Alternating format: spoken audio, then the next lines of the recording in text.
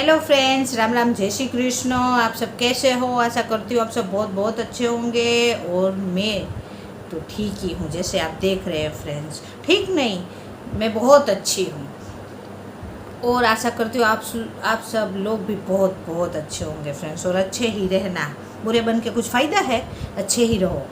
और अभी मैं जिस पे रिएक्शन दूंगी फ्रेंड्स, इसका फर्स्ट पार्ट मैंने ऑलरेडी अपलोड कर दिया है, तो आप ज़रूर देखना। और ये है सेकंड पार्ट, और इस वीडियो का टाइटल है बाला साहेब ठाकरे इन आपकी अदालत। वीडियो पुराना है, लेकिन इस वीडियो को देख के, जैसे मैंने आगे भी पार्ट 1 में भी बोला था, अभी की जो सिचुएशन महाराष्ट्र में चल रही है वो काफ़ी हद तक हमको समझ में आती है। तो आइए देख लेते हैं हम सेकंड पार्ट, और उसके बाद हम बात करते हैं।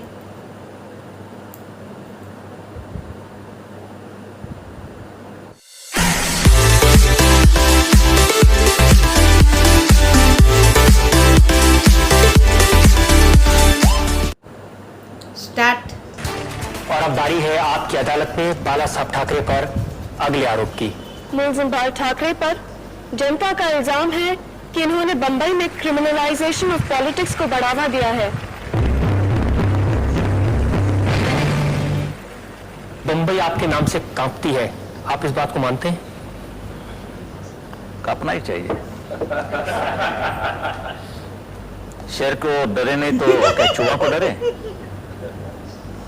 तो ठीक है, कांपना है। तो राजनीति के अंदर जो लोग हैं वो कांपते हैं, तो मुझे बहुत खुशी होती है। वो इसलिए कांपते हैं बाला साहब क्योंकि जो क्रिमिनल्स हैं, ऐसे लोग हैं जो शिवसेना के नाम पर लोगों से पैसा ऐंठते हैं, एक्सटॉर्शन करते हैं, उसको आप अच्छा मानते हैं? नहीं, बिल्कुल नहीं। इसलिए तो मैंने कहा कि मैंने अखबार में एडवर्टाइजमेंट दी थी, जाहिरात दी थी, और मैंने ये भी कहा था कि ऐसे कोई लोग शिवसेना के नाम लेके आएंगे, जबरदस्ती करेंगे, को उनको पकड़ के पुलिस के हवाले कर दो। और क्या चाहिए? लोग कहते हैं कि पुलिस भी डरती है आपसे। अभी पुलिस वालों को, मैं कोई इंस्पेक्टर नहीं हूँ और कोई नहीं, तो मेरी मुलाकात आप ले रहे हो, और यानी कि अब मुजरिम मैं हूँ यहाँ। नहीं, आप ये मानते हैं कि नहीं मानते कि पुलिस वाले भी शिवसेना के लोगों से डरते हैं? ऐसे तो मेरे पर काफी इल्जाम है कि मैं हाथ में हाथ बटा के चल रहा हूँ उनके साथ, वो हमारे साथ हैं, मगर ये सच नहीं है, बिल्कुल नहीं। और जो आपने क्रिमिनल्स को जगह दी पार्टी में? कौन क्रिमिनल? ऐसे बहुत सारे लोग हैं जो क्रिमिनल वॉर में जो लोग, नहीं, एक नाम तो ले लो। एक किम नाम के आदमी थे, एक किम थापा की बात करें तो इससे पहले ये थापा एक बड़ा अच्छा कबड्डी प्लेयर था, और जब भी मैंने उनको टिकट दिया तो उस वक्त वो कबड्डी प्लेयर था। वो तो गुनाह नहीं था। इसके बाद थापा बिगड़ गया और आप इल्जाम लगाए जा रहे हैं। रमेश मोरे, विठल चौहान, नहीं, ये they were not criminals, but they died in gang wars. जब तक मेरे सामने कोई बात नहीं आती तो मैं कैसे ये कार्रवाई करूं? आप ये कहना चाह रहे हैं कि शिवसेना से जितने लोग एसोसिएटेड हैं उनमें से कोई क्रिमिनल नहीं है, किसका किसी गैंग से कोई संबंध नहीं है, सब दूध के धुले हैं? दूध के धुले तो कोई भी नहीं होता है। आप सबूत लाएंगे कि कोई भी मेरा नेता भी कोई रिश्ता है गैंगस्टर वालों के साथ और कहीं, तो मैं उसको हटा दे दूंगा। एक सिंगल मिनट भी मैं उनको नहीं रखूंगा। एक बार किसी ने सवाल आपको पूछा था कि शिवसेना करप्ट है, तो आपने कहा था हमने करप्शन कांग्रेस से सीखा था। यस, आडवाणी के लैंग्वेज में क्या कहूँ, उसके लफ्ज में मैं कहूँ, the difference between a brief case and a suitcase. यानी बाला साहब, अगर without corruption you cannot fight election. इतनी मंगी हुई है तुम्हारी चुनावी बात कि 1 करोड़ तक जब भी आप कोई खर्चा करते हैं तो आप एमपीशिप यानी खासदार यानी कि एमपी का भी चुनाव लड़ सकता है, और वैसे तो 1.5 लाख में आपको ये चुनाव लड़ना चाहिए। Okay, I pay this amount to Mr Narasimha Rao and let Mr. Narasimha Rao fight his election whenever it is going to be. Well, I will pay for that. I will stand that expense. कहो, ये hypocrisy मुझे पसंद नहीं है, बिल्कुल नहीं है। मैं मानता हूँ कि मुझे दुख भी होता है, कभी कांटा भी चुभता है, तो क्या करे, गुलाब को तो पकड़ना ही होता है। तो आप जस्टिफाई कर रहे हैं क्रिमिनलाइजेशन को? I am not justify. ये पूरे के पूरे ऊपर से नीचे तक, ऊपर वाले कहते हैं नीचे से शुरुआत होती है, नीचे वाले ऊपर का वाले करते हैं, तो हम क्यों ना करें? ये बात हो रही है देश में, ये सही है। प्राइम मिनिस्टर तो आप कहेंगे तो ये वर्ल्ड फिनोमिना हो रहा है। अभी तो सब खाते हैं, तो मैं थोड़ा भी जरा साइड डिश कोई हो, स्वीट डिश तो भूल जाइए। मगर तो करनी पड़ती, इस पर एक अच्छी गवर्नमेंट लानी पड़ेगी। And that government has to be very cruel. एक डिक्टेटरशिप चाहिए, बेनिवोलेंट डिक्टेटरशिप, मगर चाहिए, नहीं तो ये निपटना मुश्किल है। जो भी दंगा फसाद होते हैं, मोर्चे निकलते हैं, तो सबसे आगे युवा पीढ़ी होती है उसके आगे। तो आप यूथ को क्या मैसेज देना चाहेंगे? Be militant. Be militant. Yes, क्योंकि अभी युवा की स्थिति दिल्ली में कैसी हुई तो आपको मालूम है। बेचारे बिट्टा बच गया, और वहां तो दिल्लीश्वर बैठते हैं, शंकरराव चौहान वहां होते हैं, पायलट होते हैं, नरसिम्हा राव भी वहीं बैठते हैं, और बम फट जाता है। और जब ये कानून हमारी हिफाजत नहीं करते तो आप क्या करोगे? और औरतों के ऊपर बलात्कार हो रहा है, कानून क्या कर रहा है? Nobody is moving freely in this country, everyone is under tension. आप भी टेंशन में होंगे, ये क्या इधर तो बम नहीं फटेगा, इधर तो कुछ नहीं होगा, यानी क्या ये क्या जीवन है तुम्हारा? और इसके लिए मेरे मन में जो तूफान आता है, ये आता है कि मैं बड़ो कड़वा बात करता हूं कि मैं बर्दाश्त नहीं कर सकता हूं। क्या हथियार नहीं लेंगे तो भी मर जाने वाले हैं? गवर्नमेंट के हाथों में हथियार है, तभी भी हम मर जा रहे हैं। तो कैसे करें? ये युवा को क्या, युवा को नहीं, पूरे हिंदुओं को देश में मिलिटेंसी लानी पड़ेगी, तभी देश का ये रक्षा हो जाएगी। ये मेरा विचार है। बाला साहब, आप समझते हैं कि हथियार का जवाब हथियार से देंगे तो उससे समस्याओं का हल हो जाएगा? हाँ, क्योंकि शिवाजी महाराज अफजल खान को मिलने के लिए पंचा पहन के हाथ में डंडा लेके बकरी ले जाता था, तो उसका अफजल खान होता। मगर उन्होंने पहचाना कि मेरा दुश्मन कैसा है, तभी उन्होंने पूरा बंदोबस्त करके उस सामने गया, इसलिए बच गए। और कहीं हमें कोई ऐसा सुख शांति से हम नहीं सो सकते, ना रह सकते, तभी क्या करो? ये मेरा इशारा है। They are going to be chaos। जितनी बातें मैंने की, तो मैं कोई ज्योतिष नहीं हूं, ना कोई मैं पामिस्ट हूं, मैं था तो कार्टूनिस्ट और मैं कुछ बन गया।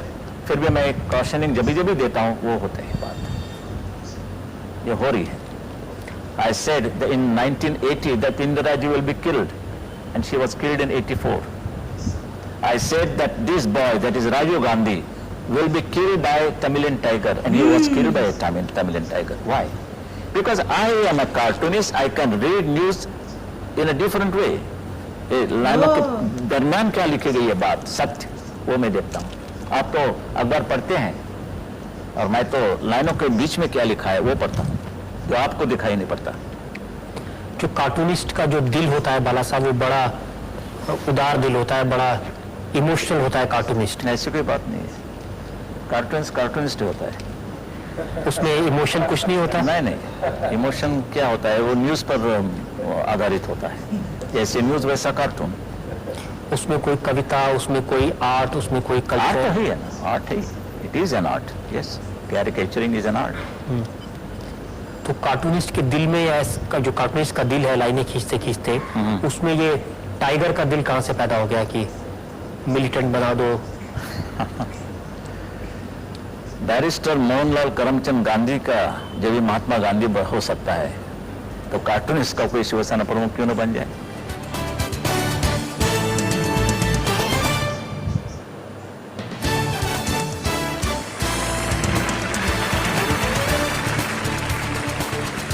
जिंदाल ठाकरे पर आरोप है कि प्रेस के प्रति इनका रुख नेगेटिव है।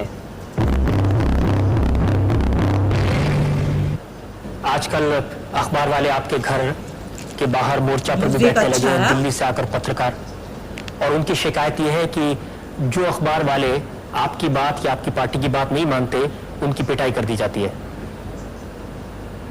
नहीं, जो तमाशा हो गया मेरे खिलाफ शिवसेना भवन के सामने, आप पूरी लिस्ट, आप पूरे जो लोग वहां जमे थे, इकट्ठा हुए थे, सब पूरे के पूरे लिस्ट देखिए, दे वर ऑल लेफ्टिस्ट, पूरे के पूरे, चाहे वो निखिल चक्रवर्ती हो और कोई हो एन राम हो, नीचे तो पूरे के पूरे कम्युनिस्ट लोग खड़े थे। ऐसे लोगों की मुझे परवाह नहीं है। आप सोचते हैं कि दिलीप पटगांवकर और गोविंद तलवलकर कम्युनिस्ट हैं? एक दो चीजें, बातें तो छोड़ दीजिए, आदमी को छोड़ दीजिए कि पूरे के पूरे बैन, यानी कि 10 में से 8 आदमी मैं कहता हूं पूरे कम्युनिस्ट थे, यानी कि लेफ्टिस्ट, लीनिंग टुवर्ड्स लेफ्टिस्ट। ये जो ओवरऑल बिहेवियर है बाला साहब प्रेस के प्रति, ये सिर्फ बॉम्बे में नहीं है, राइटर्स बिल्डिंग में भी अखबार वालों की पिटाई होती है, अयोध्या में भी अखबार वालों की पिटाई हो और रही। दूसरे कोई लोगों ने की, हम करते तो बम मारते, कोई जुलूस निकालते, कोई गड़बड़ करते, गवर्नमेंट के पास जाते, सीएम को कोई निवेदन देते, ये होती है हमारे पास। ये तो मुसीबत है। मैं ये मैं पूछना चाहता हूँ कि आप इसको जस्टिफाई, वहां तो गुजरात में जन्मभूमि और कहीं अखबार की पूरी इमारत जला दी। वही बात कलकत्ता में हुई। यहाँ तो किसी की इमारत और कोई हमने तो किया नहीं, जला दिया। मैं वैसे तो पत्रकारों के खिलाफ मैं नहीं हूँ, क्योंकि I am also cartoonist, that means a part of that industry और वर्ल्ड। आप जर्नलिस्ट हैं, कार्टूनिस्ट हैं, आपने अपना कैरियर फ्री प्रेस जर्नल से शुरू किया था। Yes. उसके बावजूद कोई अखबार वाले आपके खिलाफ लिखे, आपकी पार्टी के खिलाफ लिखे, उसको फ्रीडम ऑफ एक्सप्रेशन तो होना ही चाहिए ना। फर्स्ट उनको कहिए फ्रीडम का स्पेलिंग क्या होता है और उसका अर्थ क्या होता है। You must know your limits as a journalist, a responsible journalist. Freedom का क्या मायना होता है। कभी हम शुरुआत करते तो आप इल्जाम लगा सकते हैं, मगर शुरुआत वो लोग करते हैं, क्या हम बर्दाश्त करें? गलत बात छपने के बाद भी मेरे कैरेक्टर असैसिनेशन जब भी होता है, मैं तो नहीं कुछ करता हूं, मगर मेरे लोग तो हैं। अभी तो हिस्ट्री है शिवसेना की, जब भी किसी अखबार वाले ने शिवसेना के खिलाफ लिखा है तो उसकी पिटाई हुई है। कितने लोगों की ऐसे अभी पूरे के पूरे देश के पत्रकार वहां शामिल हो गए।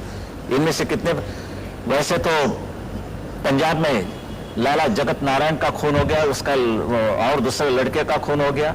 हमारे नागपुर में 5 लोग मारे गए, पूरे के पूरे 5 फैमिली, 5 ये भाई थे, और उसका था एक एडिटर, इंस्पेक्टर ने मारा, और इंस्पेक्टर की बाजू लेने वाले यही अखबार वाले हैं। वो कहने लगे कि उसको क्या जरूरत थी उसको इस पर हमला करने की, प्राइवेट लाइफ को स्पर्श करने की। तो ठीक हो गया, अब उधर ठीक हो गया। और मैंने जब ये तमाचा लगाया तो आप कहते कि कैसे मीडिया पर हमला हो गया। खून चलता है, मेरा तमच्चा नहीं चलता, मेरा एक लाफा नहीं चलता इन लोगों को। मैंने तो मारा नहीं। कोई बात ऐसी है कि हमारे में भी कोई कार्यकर्ता ऐसे होते हैं कि उनको वो बर्दाश्त नहीं करेंगे। कोई मुझे पागल कहेंगे तो कैसे कहेंगे, कैसे करें वो?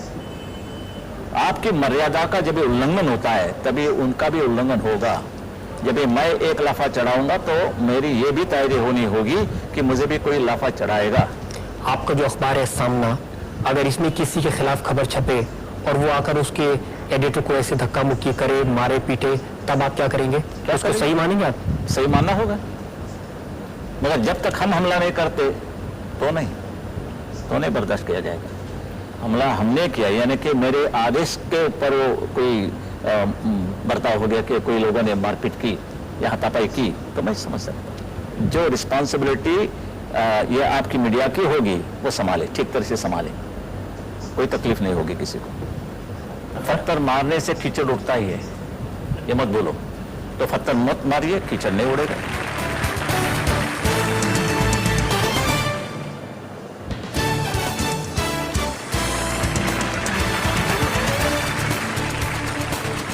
मुलजिम बाल ठाकरे पर जनता की अदालत में आरोप है कि उन्होंने शिवसेना में सेकेंड लाइन ऑफ लीडरशिप नहीं बनने दी। शिवसेना यानी बाल ठाकरे यानी शिवसेना, आपके अलावा कोई दूसरा नेता उसमें आ ही नहीं सकता। आप मानते हैं इस बात को? नहीं, बिल्कुल नहीं। शिवसेना में दूसरी सेकंड रैंक भी तैयार है। और जितनी पार्टीज हैं उनमें अध्यक्ष बदलते हैं, उनमें सेक्रेटरीज बदलते हैं। ये पार्टी ऐसी है जिसमें 1966 में जब बनी थी आप प्रमुख थे, और आज 26 साल से आप अकेले प्रमुख बने हुए हैं। इसलिए कभी तो किसी और को प्रमुख बनने का मौका नहीं मिला? नहीं, वो I don't have that Richard democracy in my party. वो हम ही रहेंगे जब तक मैं हूँ। और ये चुनाव बिनाव वगैरह मुझे पसंद नहीं, ये चुनावी बातें तो मैं न मानता नहीं। और because I am there the party has survived. है तो सबसे पहले उसकी भी कांग्रेस बनती। आप लोकतंत्र में विश्वास नहीं रखते? नहीं, लोकतंत्र क्या होता है? गुटबाजी है, ये सब चलते ओनली ग्रुपिज्म, दैट इज लोकतंत्र कहते। नाम अच्छा है मगर पार्टी को बहुत महंगा पड़ता है। जब हटना होगा तो मैं खुद जाऊंगा, और गया भी था, एक बार नहीं 2 बार मैंने इस्तीफा दिया था, लोगों ने मुझे फिर वापस लाया। लोग कहते हैं वो तो नाटक किया। अभी जो मैं करता हूँ नाटक होता है तो मैं क्या करूँ? अभी मेरे दिल से पूछो, उनके दिल से पूछो, चाहे मैं नाटक करूँ तो भी लोगों ने मुझे वापस क्यों लाया? क्या वो लोगों का भी नाटक था वापस लाने का? तो ये मान ले बाला साहब की शिवसेना इस बाल ठाकरे इस शिवसेना। आगे का तो मैं नहीं कुछ कर सकता हूँ, तो आज तो है भी ऐसी बात है, और क्योंकि दूसरी रैंक है, जैसे कि मनोज जोशी है, सुधीर जोशी है, दत्ताजी सालवी है, वामन राव महाडिक, बहुत काफी नवलकर, जब मैं नहीं होता तो वो निभाते हैं सबको। शिवसेना में आपके बेटे हैं उद्धव ठाकरे और आपके नेफ्यू राज ठाकरे, वो कंट्रोल करते हैं पीछे से, और आपके जाने के बाद में ये जो मेरे पास पीछे की कोई बात नहीं होती, आगे की बात होती है, सामने की बात होती है। If they want they may, but I will not do it my self. मैं खुद नहीं करूंगा कि चलो आज मेरा लड़का बैठेगा तुम्हारे सर पर, ये मैं नहीं करूंगा, मगर लड़के में कोई कर्तृत्व हो वो खुद आएगा, आगे आएगा।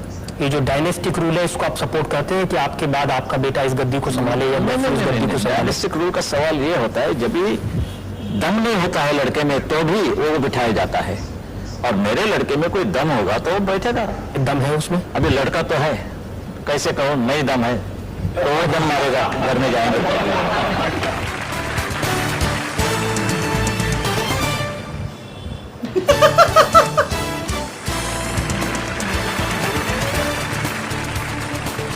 मुलजिम बाल ठाकरे पर आरोप है कि ये ग्लैमर के पीछे भागते हैं।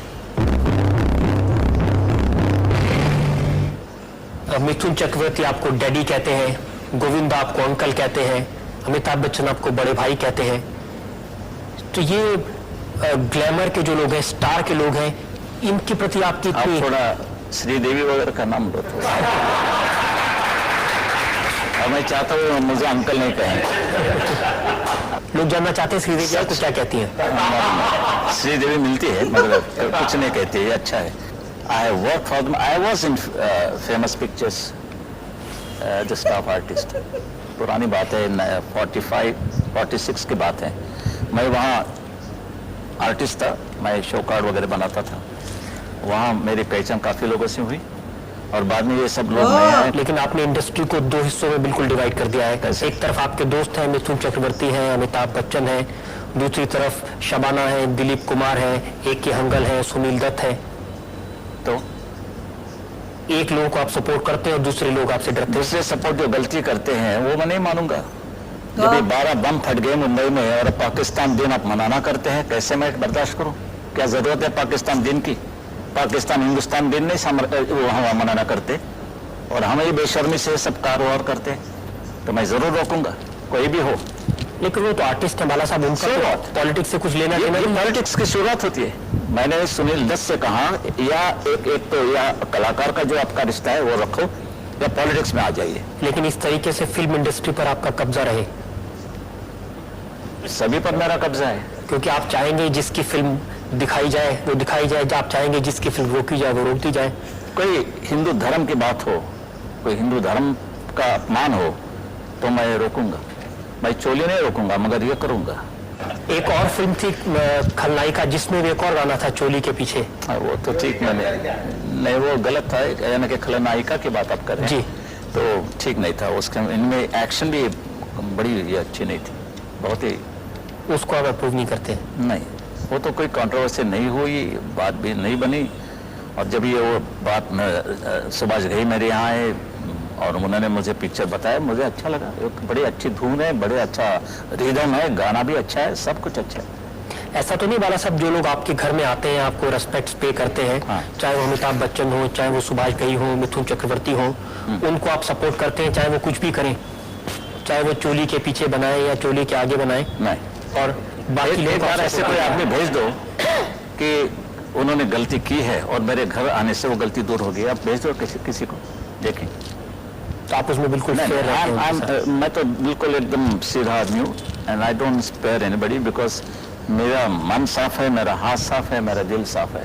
दिलीप कुमार के यहाँ से आपके यहाँ बिरयानी आती थी हमेशा, और वो वो झूठ है, वो झूठ है, सरासर झूठ है, कभी भी नहीं। वैसे तो दिलीप कुमार मेरे घर पे आके ऊपर मेरे टेरास पे बैठ के बियर और चना खाते थे। अब वो बंद हो गया बाला साहब? अभी तो लगता है बियर भी है, चना भी है, मगर दिलीप कुमार के रास्ते बदल गए। उसकी वजह तो आप उनसे पूछिए। इतना आपका इंटरेस्ट है जो फिल्म इंडस्ट्री में, फिल्म स्टार से आपकी दोस्ती भी है, आप उनकी पार्टी में जाते हैं, वो आपके घर जाते हैं, और वैसे भी आपको अपने लुक्स, अपने देखभाल, इसमें ज़रा काफ़ी ध्यान रहता है, तो आपको कभी मन नहीं किया कि आप फिल्म स्टार बने तो विलन का ही काम मिलेगा, और क्या मिलेगा।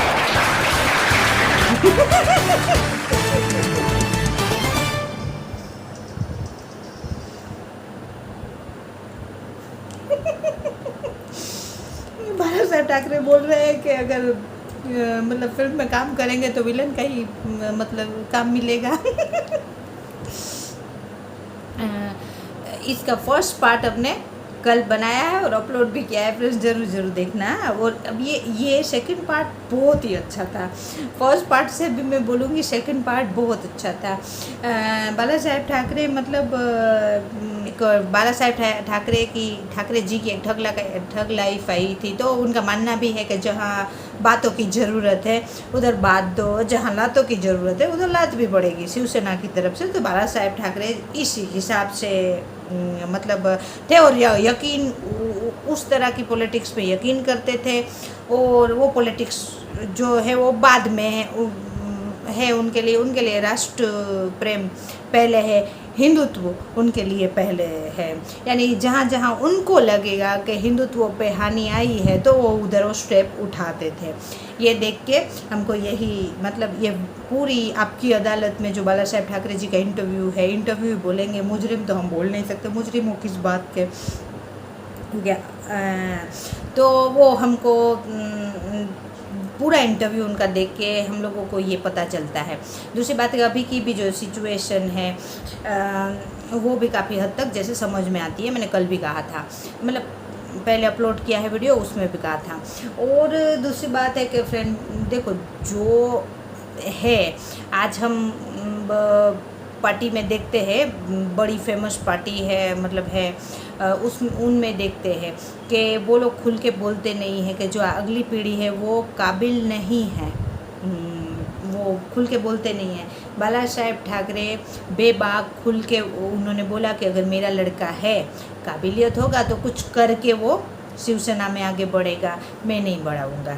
तो वो बात उनकी बहुत सच्ची और अच्छी लगी। दूसरी बात है कि जो इसमें इन पे इल्ज़ाम था कि आप मतलब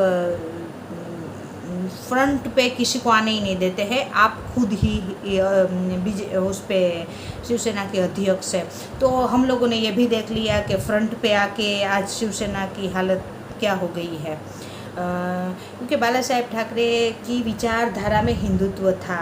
और जैसे ही शिवसेना 3 पार्टी के साथ उन्होंने सरकार बनाई, तो जैसे मैंने कल भी वीडियो अपलोड किया था, उसमें बोला था कि 3 पार्टी को 3 विचारधारा 3 की एक करना बहुत मुश्किल है फ्रेंड, सबकी विचारधारा अलग है। दूसरी बात है कि अभी जो शिवसेना की सरकार महाराष्ट्र में चल रही थी, अभी संकट में है क्योंकि उनके पास नंबर नहीं है। शिवसेना में से काफ़ी सारे विधायक सिंधे गुट तरफ चले गए हैं, सिंधे जी की तरफ चले गए हैं, तो उससे हम और आप सब वाकिफ़ है। तो बाला साहेब ठाकरे जी आज हम देख ही रहे हैं क्या थे, वो कभी चुनाव नहीं लड़े हैं। वो भी एक जैसे मैं कल बोली थी कि वो बिना पावर के वो पावरफुल थे फ्रेंड्स।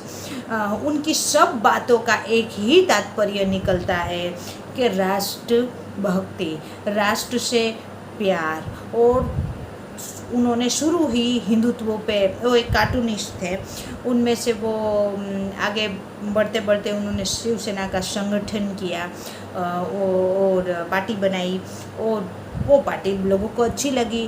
और बाला साहेब ठाकरे का जो काम था वो उनको आप आक्रामक बोल सकते हो, वो आक्रामक थे।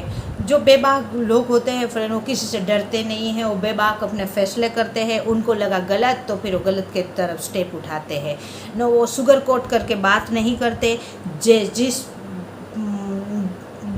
जिस हिसाब से उनको लगता है और जिस हिसाब से सच होता है वो बोलते हैं।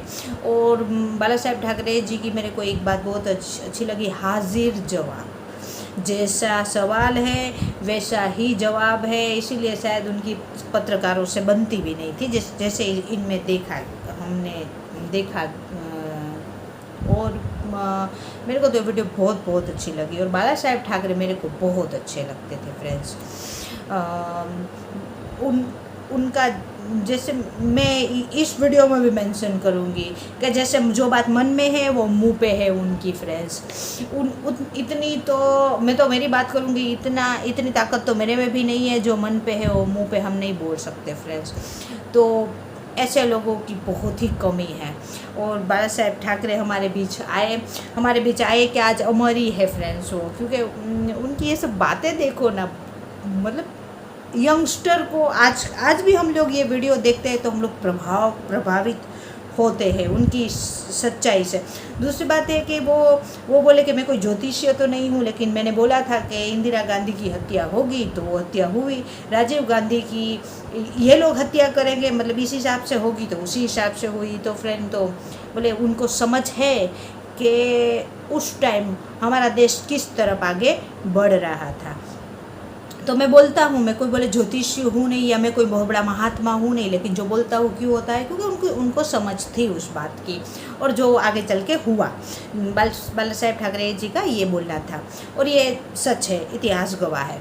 दूसरी बात एक है फ्रेंड्स, मैंने वीडियो में बोला था आगे भी और मैं भी बोलूँगी कि फ्रेंड्स, बाला साहेब ठाकरे उन्होंने शिवसेना का संगठन किया आखिर तक। 2012 में उनकी मृत्यु हो गई, उस मृत्यु तक वो हमको समझाते रहे कि पाकिस्तान से रिश्ता अच्छा नहीं है, सरहदों पे गोली और टेबलों पे बोली नहीं हो सकती है।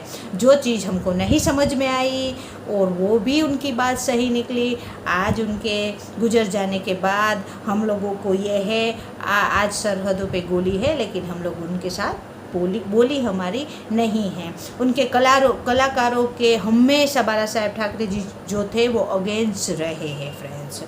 और क्रिकेट के अगेंस्ट भी वो हमेशा से रहे कि पाकिस्तान से क्रिकेट नहीं खेलो या पाकिस्तान के कलाकार इधर नहीं आना चाहिए, हमारे कलाकार उधर नहीं जाने चाहिए। जो आज सेम ही सिचुएशन इसी हिसाब से है, लेकिन अब हम लोग समझे हैं कि हमारे इतने फौजियों की सरहदों पे जान गंवाने के बाद बाला साहेब ठाकरे जी की बात अब हम लोगों को समझ में आई है आज। और सेम जो बोले थे वही स्थिति आज देश में है, पर्टिकुलर पाकिस्तान के साथ मैं बात कर रही हूँ फ्रेंड्स। तो ये वीडियो बहुत अच्छी थी, मेरे को ये वीडियो बहुत अच्छी लगी। आपको मेरा रिएक्शन अच्छा लगा हो तो वीडियो को लाइक, चैनल को सब्सक्राइब जरूर करना। और वीडियो की लेंथ काफ़ी लंबी हो गई है फ्रेंड्स, तो वीडियो पूरी देखना हाँ, और सब्सक्राइब जरूर करना। आपको कोई रिएक्शन करवाना है तो आप कमेंट्स कर सकते हो। और अब मिलते हैं फ्रेंड ऐसे ही किसी अच्छी वीडियो में। बाय बाय, जय हिंद, वंदे मातरम, बाय बाय।